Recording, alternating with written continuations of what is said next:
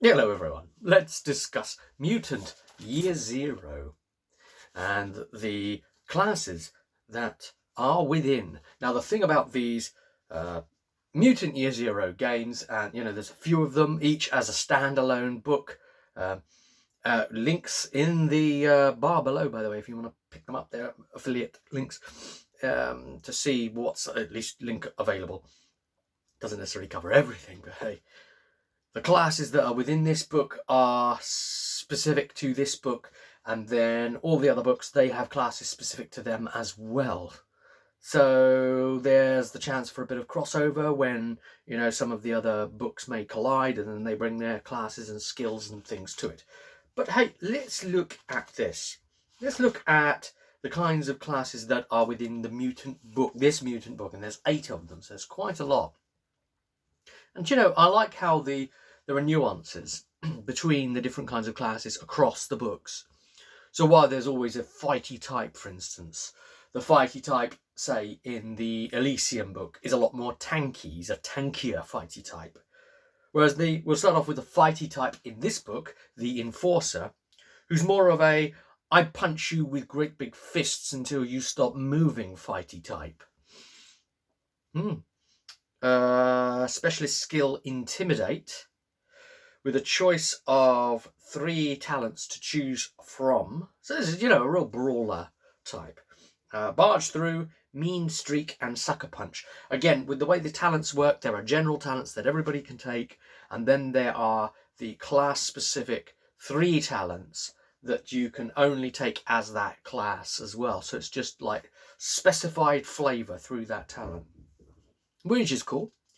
Barge Through, Mean Streak, Sucker Punch. So, I think just basically knowing what that is, looking what the talent is, looking what the specialist skill is they get, tells you pretty much what you need to know about what that class is and how it operates, even just the name of the talents. Now, what they mean by specialist skill is the following. There are 4 stats, and there are 3 skills attributed to each stat, okay? So strength has 3 skills, agility has 3 skills, wits has 3 skills, empathy has 3 skills. So that's 12 skills. Everybody has access to that same skills list of 12, but then each class gets their own unique access to a 13th specific to that class skill. And that's basically it. So only that class can ever learn and use that skill. Yeah, Gearhead. Now that's interesting. The Gearhead. The Gearhead's specialist skill is Jury Rig.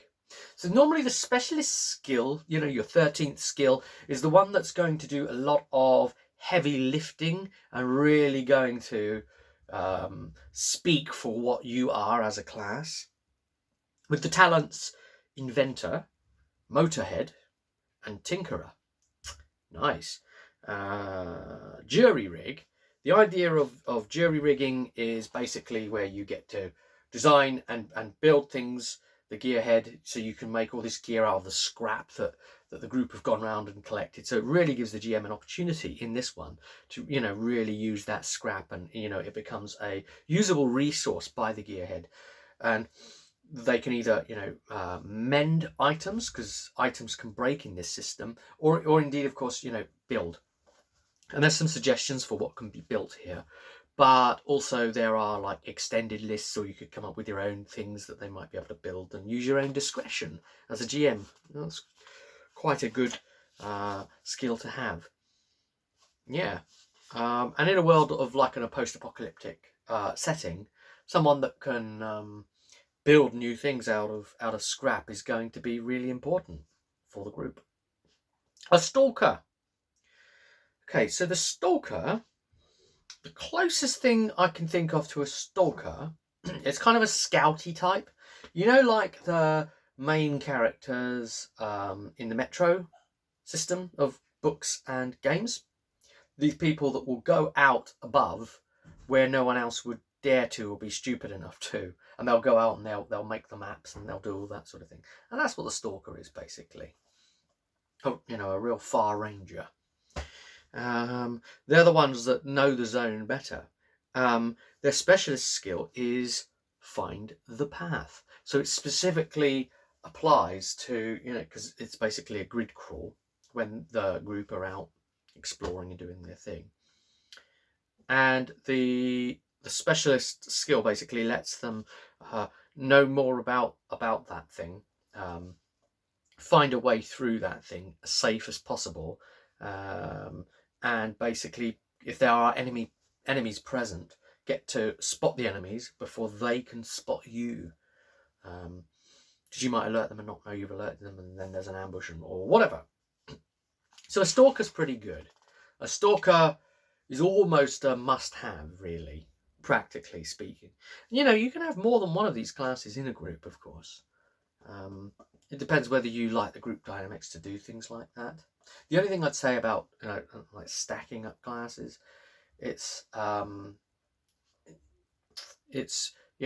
some players may feel that they are they're having their roles basically lessened by someone else being able to do what they can do, but as some of the talents, some of the classes can build themselves different ways, sometimes a bit. There's not such aspect to build off and go completely different like some of the subclasses you get in D&D, and I know that's a big issue there even, but if you've got more than one Stalker in your party, then only one of them can use their skill at that point to do it, so you don't get like double the oomph because you've got 2 or 3 Stalkers. So I suppose you could just share the load, and it's like, well, it's your turn to do it now, or something like that. Find the path. Yeah, the talents are Scavenger, Monster Hunter, and Rot Finder. Rot is basically the radiation that's in the zone.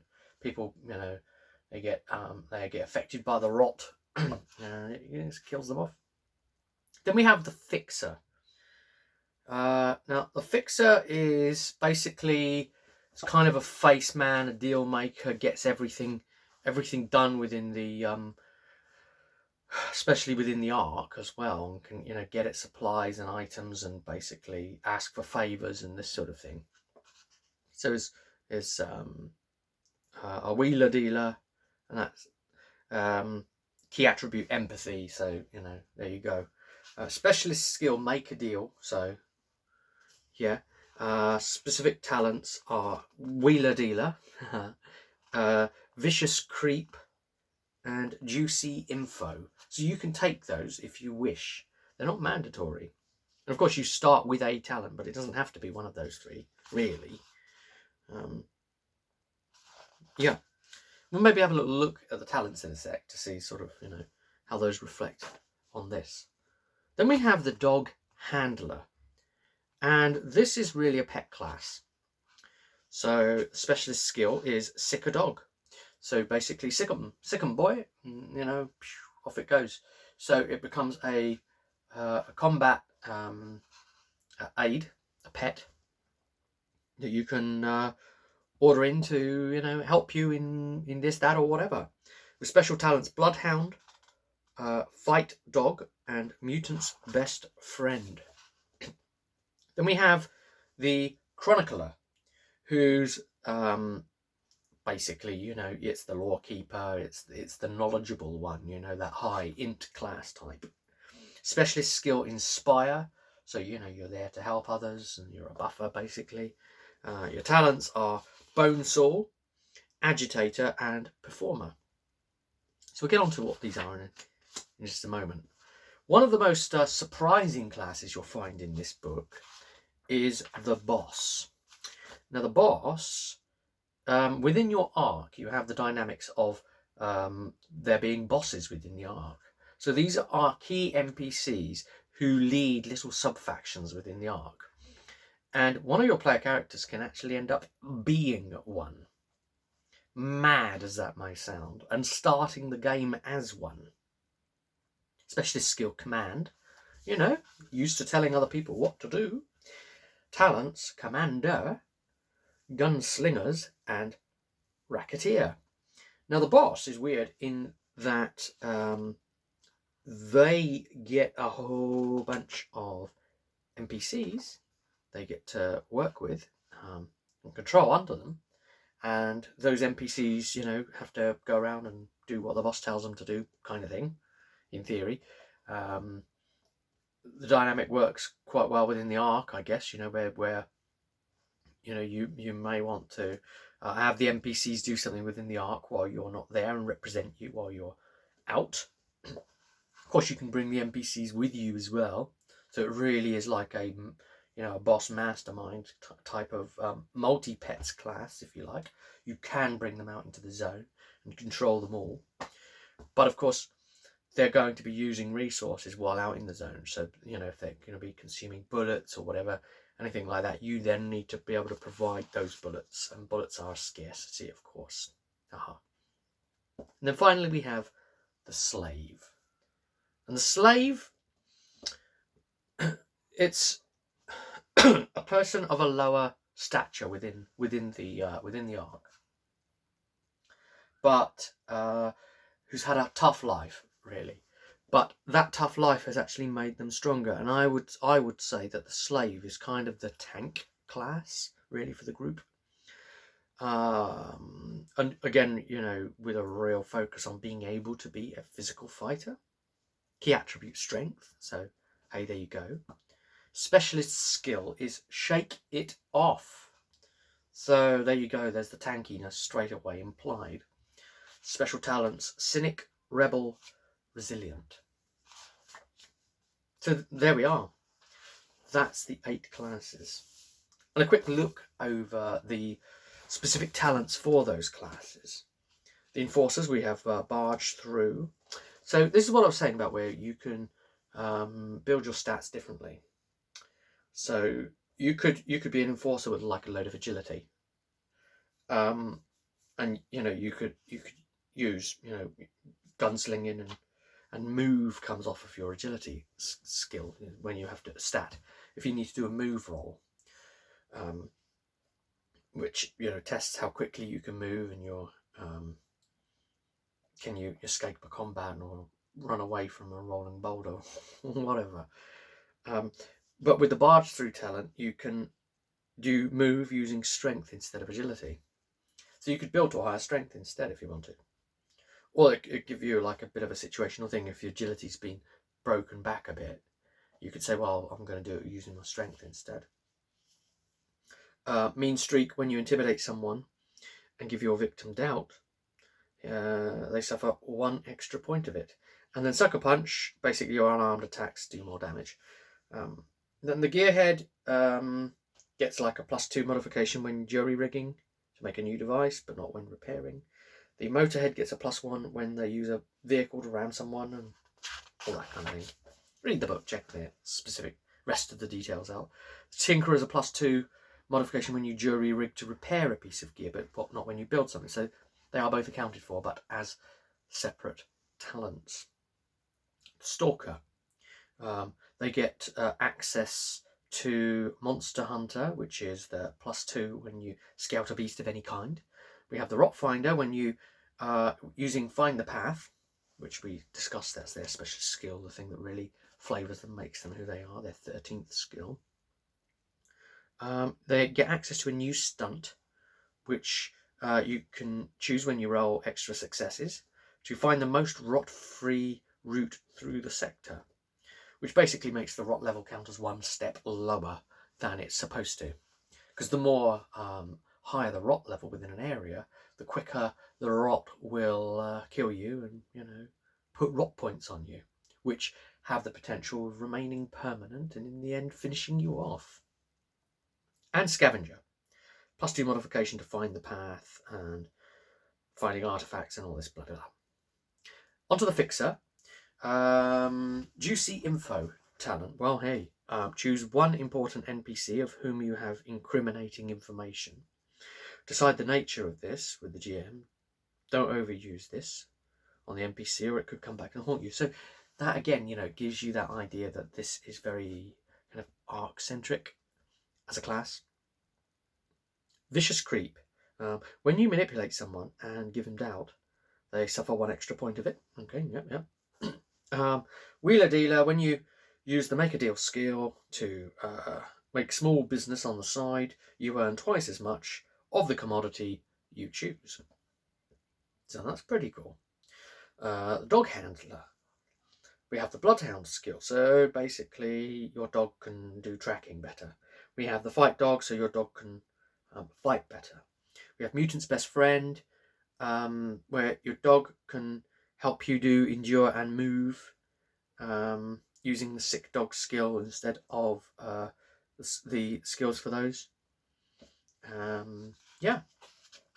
The Chronicler has Agitator, so +2 when you inspire someone to fight or shoot. So you can basically roll your inspire and say, hey, you do that, and then the bonus you get, goes to them. And this basically pushes that bonus even more. I have an idea. Why don't you try that? Hey, yes, great idea. You've explained it well, so now I'm going to have a bonus. Well, don't forget that bit over there. Make sure you lift it from the left. It's more weighted over on the right and this sort of thing. Basically, all that's loaded into the fact that you've got plus something. Yeah. Well, in this case, it's Agitator, so, it's more combat sort of. Hey, get him. He said something about your mother. Bonesaw, so basically you can use that intelligence to give medical aid instead as well and apply that. And Performer, when you're in the arc, you can perform to the people, roll to inspire, which can then give you bullets and rations and stuff like that. The Boss gets access to talents, gets access to Commander, which is the +2 modification when you order your gang to fight for you, and stuff like that. Gunslingers, the members of your gang, all have scrap guns, pistols or rifles. As long as they're in the arc, they have enough bullets to get by. In the zone, however, you have to supply the bullets. So yeah, rather than, having to buy the guns and give them to them, you can grab that talent and they all already come with them, basically. Racketeer, you get a +2 modification when you use the command skill for racketeering in the arc, but not for other uses. Yeah, racketeering is explained over on 61, but you get the idea. It's the boss. It's, affecting basically the stance and the level of control you have there within the arc. And finally, the Slave gets access to Cynic. You get the +2 modification to shake it off, but only when suffering doubt, and not for other kinds of trauma. The shake it off is basically, I took damage. No, I didn't. I'm going to keep going. Rebel, extra successes on shake it off. You get an extra +1 to your action. So this really is pushed on this going beyond what should be capable of a normal person, pushing beyond the limits. Basically, that sort of that anime kind of, you've been beaten up and you still get back up again, all bloodied, and you come out more powerful than you started the fight with. That's the Slave, basically. Resilient, you get the +2 modification to shake it off, but only when suffering damage. So there's the different kinds of damage that you can, or basically the stats can receive. So doubt to the empathy and confusion to the wits. Those are the things that will put you back, basically. So you can have your stats full, and any of those 4 stats can get broken. And that's it, That's the 8 classes. And, you could apply other classes to the game. I'm thinking of maybe allowing a couple from Elysium over into it, the ones that would make sense. Maybe having to modify the starting gear to stuff that you'd actually have access to in this book. And, there we are. I'll see you at the next one.